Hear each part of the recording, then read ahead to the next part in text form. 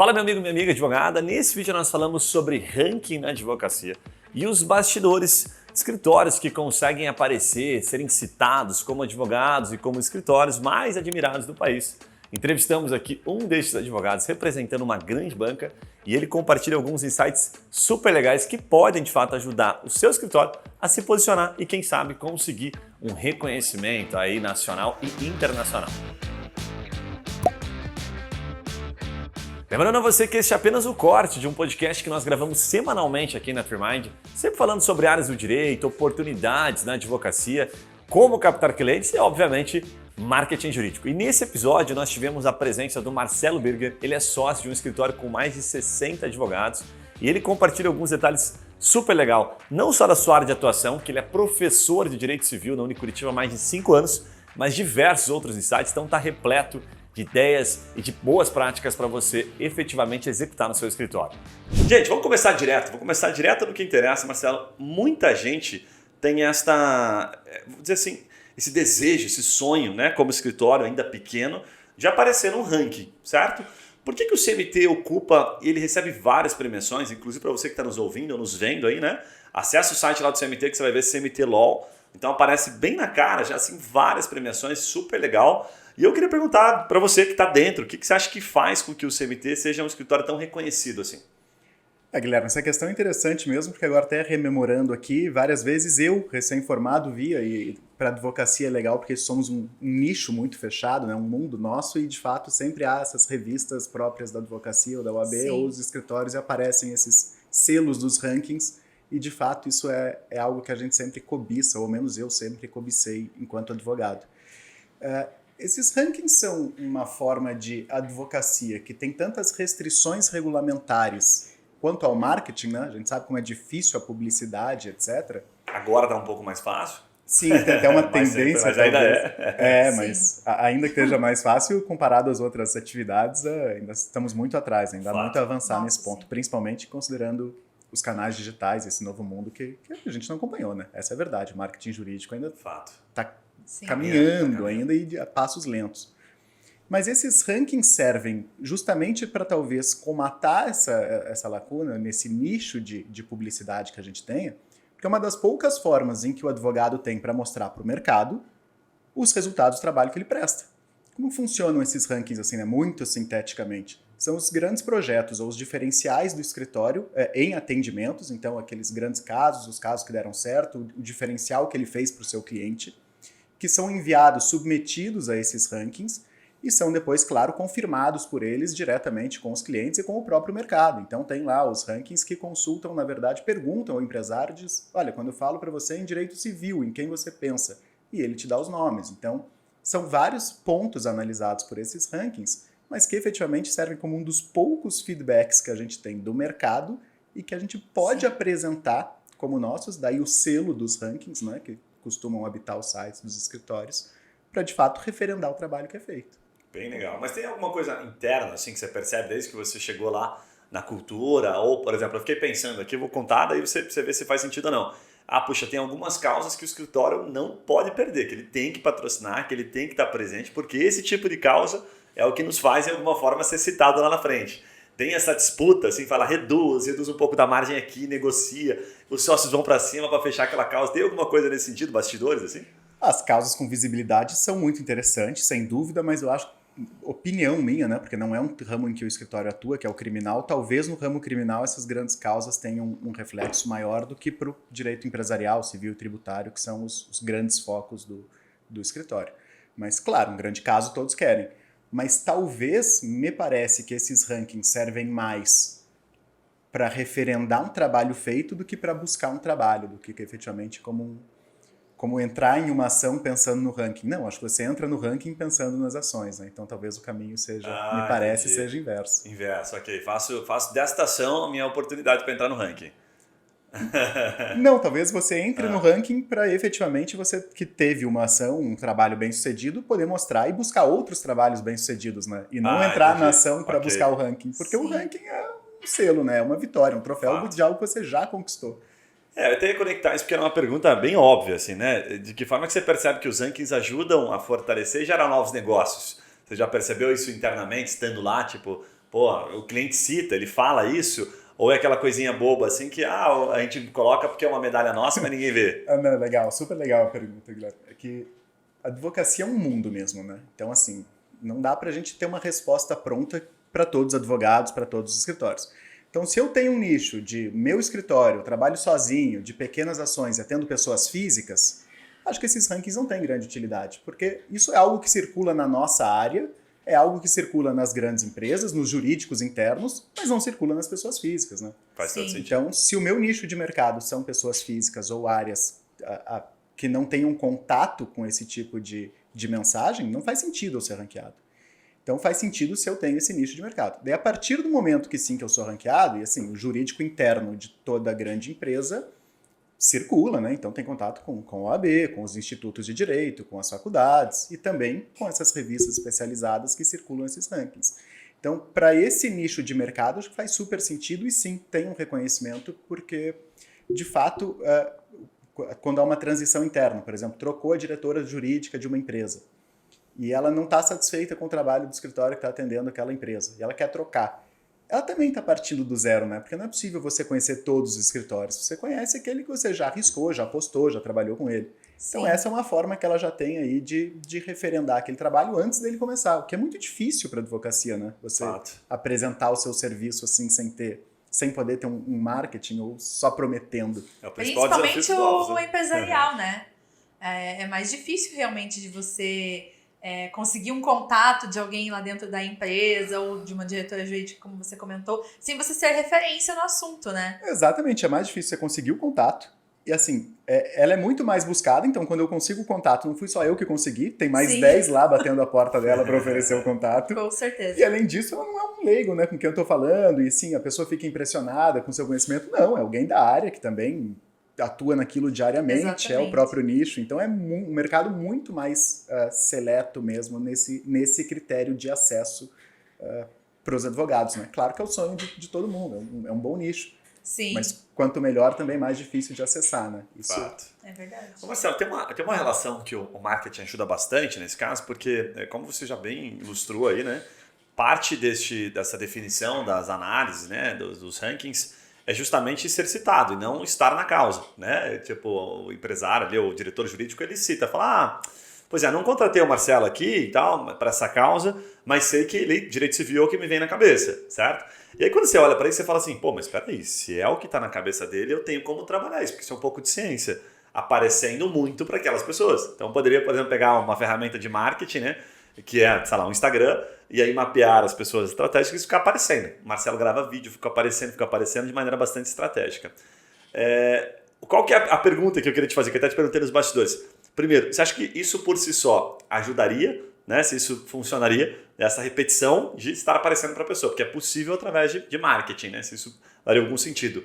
Ou se isso por si só não garante, porque a pessoa não está numa banca, por exemplo, que tenha sustentação para aquilo tudo que ela está falando, sabe? É tipo assim, é o Marcelo falando de maneira independente, sozinho, no escritório dele, e é o Marcelo falando dentro do CMT. Tem uma baita diferença, né? A gente tem que convir, assim, seria no mínimo ilusório dizer que não. Tem. Claro que o mundo hoje é diferente de um mundo há 50 anos atrás, as bancas já não têm mais aquela estrutura física que tinham antigamente, talvez as pessoas já não procurem estrutura mesmo, mas estão muito mais preocupadas com o serviço prestado do que com o status. E a própria advocacia, né? Enfim, a gente podia passar o dia falando de como ela mudou de 50 anos para cá, ou de 10 anos para cá também. Mas atuar sozinho ou não atuar sozinho tem diferença? Ainda tem, né? Por mais que o serviço possa ser o mesmo, tal como quando buscamos um consultório médico, alguém está dentro de um grande centro médico, de um grande hospital, na advocacia acaba sendo a mesma coisa. Justamente pela dificuldade de marketing do escritório, a estrutura, de certo modo, reflete ou passa para o cliente a confiança de que aquele é um advogado bem-sucedido. E se é bem-sucedido, ele deve ser bom. Claro que isso é muito ilusório, né? Uma coisa não é repercussão necessária da outra. Mas acontece. Mas é a impressão que passa, né? E aí, de fato, como que funciona? Como que se pode ter acesso a isso? Claro que as redes sociais, essa questão digital hoje é importantíssima, né? Um passo em que as pessoas efetivamente buscam no Google advogado, e buscam mesmo, sem nenhum exagero. Mas, novamente, eu acho que a gente tem que voltar para mapear qual é o nicho em que eu quero atuar e saber quais são os clientes que eu quero. Porque, novamente, a pessoa física ou o próprio pessoal do direito de família, e puxando para a minha área, de fato vai buscar muito mais na internet, ou às vezes ver citações, ou lá as fotos do advogado sustentando no tribunal. Isso é importante. Para o empresariado, talvez eu acho menos provável. Eu não consigo cogitar assim, de um diretor jurídico ou de um CFO buscando lá no Instagram dele o advogado que vai contratar para ação de PIS/COFINS. Sim. Não faz sentido, né? Então, isso é muito difícil. E isso talvez seja um dos pontos até que talvez, atrelando as áreas, a docência facilite. Porque a docência, a vida acadêmica, dá não só uma visibilidade, mas também não é um ranking, né? Mas te dá um selo de professor certeza. que passa para o público uma certa qualidade de conhecimento técnico assim que ajuda. E foi até uma das questões que efetivamente me fez me dedicar mais à docência, embora, enfim, se fosse um desejo antigo. Legal. Sabe que você trocou em 2 pontos ali que são interessantes. O primeiro é que, de fato, o público empresarial não procura assim, desta forma direta. Advogado, empresarial, né, não vai surgir esse contrato, né, dos sonhos, assim, tipo, oi, tudo bom? Eu vi que você é advogado tributário, eu queria falar sobre restituição de PIS e COFINS, aqui eu sou da indústria XYZ, isso não existe. Agora, eles procuram muito tirar dúvidas. Então, nestas dúvidas que tem oportunidade. Ele não bota advogado, ele bota assim, por exemplo, quanto tempo leva um processo de restituição? Sabe? Então ele procura informações que permeiam aquele processo, ou numa fase anterior, ou numa fase posterior, ou durante. Né? Então, durante, está sendo mal atendido. Antes, está curioso. Alguém foi oferecer para ele, puta, deixa eu ver se isso aqui não é cagada. Se não tem ninguém referenciar, então ele vai buscar informação. Então a informação hoje representa, posso garantir para você, assim, muito mais do que 80%. Deve representar uns 90%. A gente procura muito mais informação do que contratação. É só a gente pegar o nosso hábito, né? O Marcelo Birger, como advogado, ele deve procurar muita informação, mas pouca prestação de serviço. Então, nesta informação mora o segredo. A gente tem casos aqui de escritórios relativamente grandes que são contratados por um conteúdo que ele publicou. Aconteceu esses dias, um cliente estava super contente porque é um conteúdo que ele fala sobre energia. Né? Ele é um especialista em contratos de grandes negócios relacionados a energias renováveis. 4 clientes contrataram ele. Porque ele colocou aquele conteúdo. E como é que a gente sabe isso? Por que a gente acertou? Porque a gente falou sobre um assunto que estavam buscando. A gente não tem bola de cristal, a gente não faz milagre, a gente não entende todas as áreas do direito. Então a gente pergunta, Marcelo, qual que é a tua área? Aí você fala, é energia, legal. O que eles geralmente perguntam? Isso, aquilo. Ok, deixa eu ver se tem alguém procurando, a gente usa ferramentas. Opa, 150 pessoas. Nossa, aqui 1.500 procurando todo mês. Falou, caramba, contrato de energia, que legal. Vamos falar sobre isso aqui? Se a gente falar bem, se conectar, provavelmente alguém vai te ligar. Vamos. E assim que vai. É teste, sabe? Esse é um ponto legal. E o segundo ponto que você falou, que eu acho que vale a pena ressaltar, que faz muito sentido. Quanto maior o negócio, eu uso até a analogia assim para ficar fácil. Quanto maior o negócio, maior o tamanho do negócio, maior é a necessidade de branding do escritório. Quanto menor o negócio, a gente fala pessoa física, menor a necessidade de branding do escritório. Então, assim, a pessoa que tem um negocinho pequenininho, eu preciso fazer um contrato aqui, eu preciso fazer guardar as proporções, sem nenhum tipo de preconceito, um divórcio extrajudicial, sem filhos e sem bens. Cara, ele não vai contratar o CMT, porque não faz um sentido, ele não precisa ter uma baita de uma banca por trás daquele. Ele pode ter um advogado um pouco mais iniciante e tal, porque está adequado à necessidade dele. O que não pode é aquilo que você trouxe muito bem, o cara querer atender uma causa muito top e daí não ter uma marca, não ter um brand por trás disso. Então é melhor que você comece, às vezes, sabe, num escritório grande, para você poder ter aquela sustentação que a gente fala, eliminar as objeções de uma maneira quase que subjetiva. Assim. Ele não entende por que contratou o Marcelo, mas é porque o Marcelo ele vem dentro de um pacotinho, né, que vamos colocar dentro do CMT, que dá todas as outras garantias que o cara não precisa se preocupar. Quem que é esse cara? Mas não, quem que é esse escritório? A hora que ele entra no site, ele fala, acho que estou bem assistido. Né?